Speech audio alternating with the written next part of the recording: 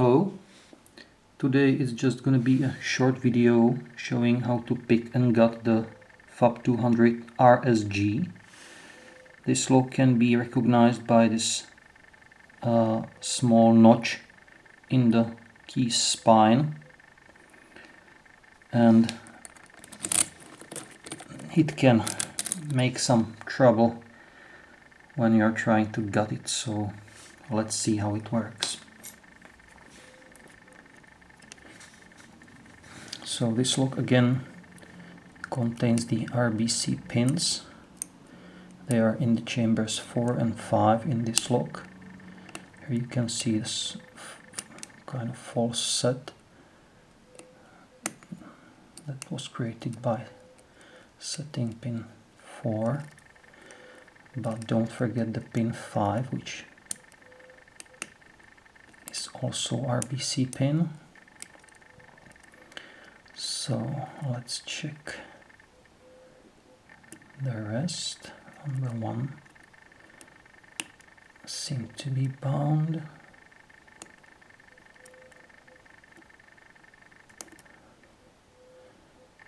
Now number 3 probably have no. Let's try again.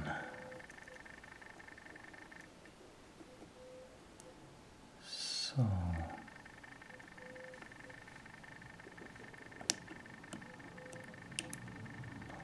okay, number 1 is hopefully set. Number 2 is springy. Number 3 seems to be springy too. Okay, number 4 was not set completely. This is quite typical.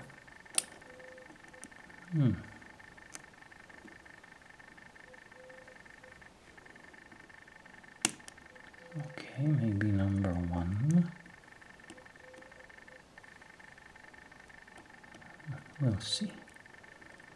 Number 2, nothing. Number 3.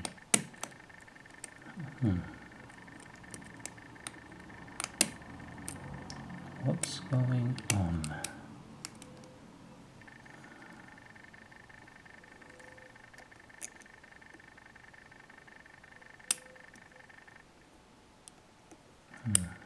Let's try again. I might have overset something.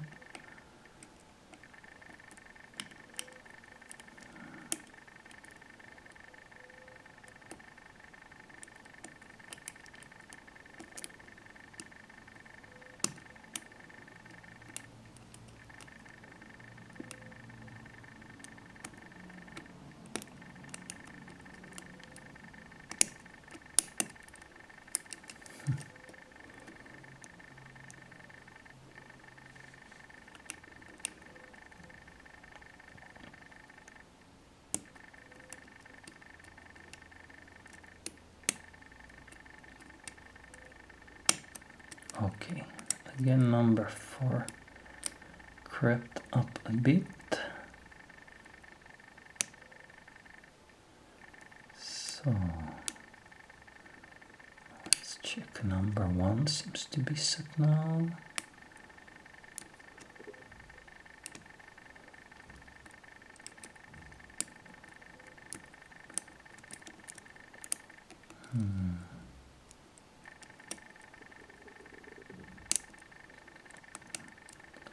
Check the rest.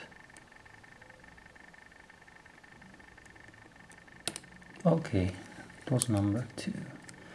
So as you can see, we're free to rotate. Now let's take a look inside.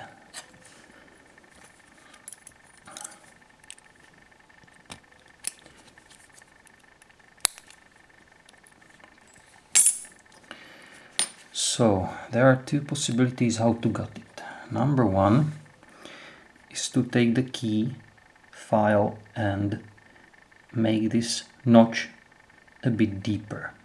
That's one possibility. or you can, when it's picked, you can just rotate the core to, let's say, 7 o'clock or 5 o'clock position, and then tap the core, and there's a small wire insert that writes in the groove in the Bible that causes these problems. And as you can see, the core doesn't want to get out. One possibility is to tap the core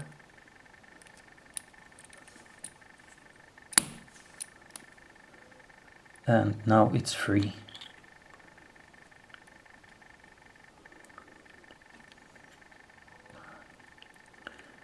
So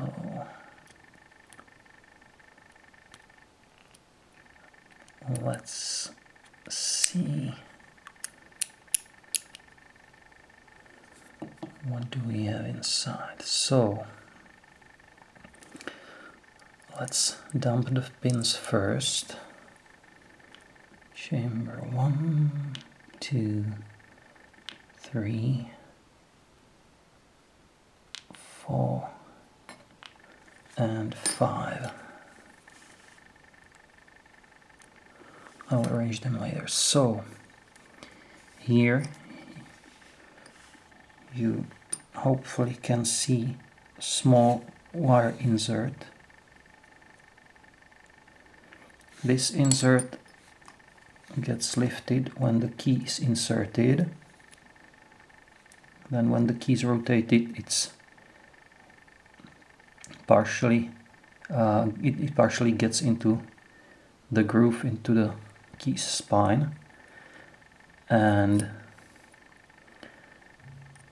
at a couple of moments I will show you what's the purpose of this contraption.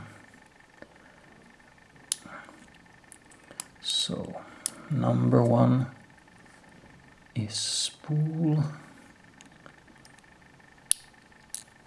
number 2 is standard, 3 again standard, number 4 and 5 are those RBC pins.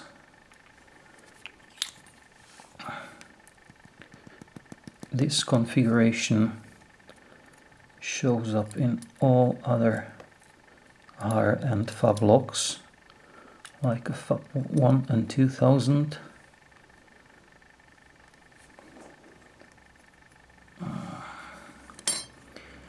There we are.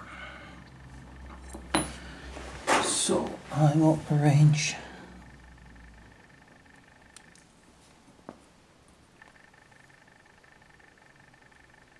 the things for a close-up.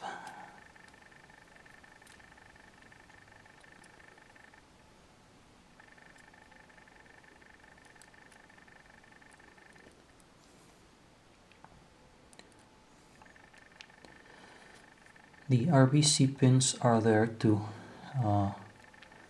prevent or make much harder the dynamic attacks on the locks, like bumping, most probably zipping, electropicking and other stuff like that. And here's the wire insert.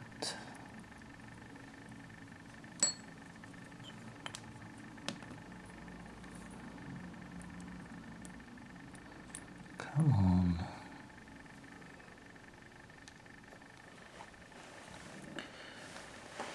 So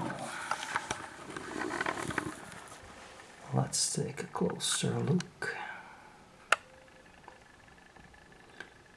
So these are the pins.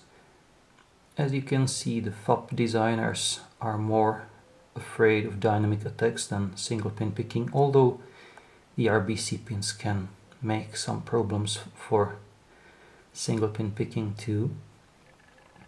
And then this L-shaped insert, it's most probably there just to prevent using older blanks in this lock. And it works like this. The usual RS keys or RS system uses this notch in the nose of the key, and there was a wire insert in the back of the core which acted as a stop for the key, because this key has no shoulder that would prevent it from being inserted too deep into the core. The RSG doesn't use this anymore, but there's this steel insert in the core, plus the front part of the key spine is thinned down a bit, so it allows insertion of the key into a proper depth and then it stops. Now this insert is there because the older RS blanks didn't have this notch. If I insert the wire piece in there, and one more thing, maybe hopefully it's visible, there's a groove in the core where this L-shaped wire rides. Now the thing is this: if RSG key is inserted, the wire gets into the groove and key can be rotated freely. Now to simulate the RS blank, I will pull it out a bit so the wire insert gets lifted, and now you can see the core can rotate only part way and then it's blocked. It means that the groove is not the same depth around, but up there it's deeper and then it gets shallower when you get closer to the pins. That's the reason why when the core is rotated to that 5 or 7 o'clock position, it gets pushed a bit into the core, so it gets makes the gutting easier. Now you can see the core is blocked again because the wire insert is sticking out of the core. Now to gut it, let's simulate the way I've done it before. So we're at 7 o'clock. I will hold the core in and tap, and as you can see the core is free again. So let's try once more.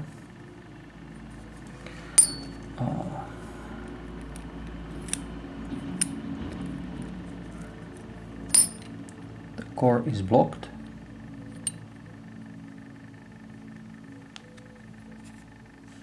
Let's tap it. Not enough. Still not enough. Okay, now it's out. Just be careful when the pins are inside, otherwise you're gonna have a bit of trouble to put it back together the way it was. So that's probably all about this lock. Maybe one more thing, that these locks are not widely available anymore.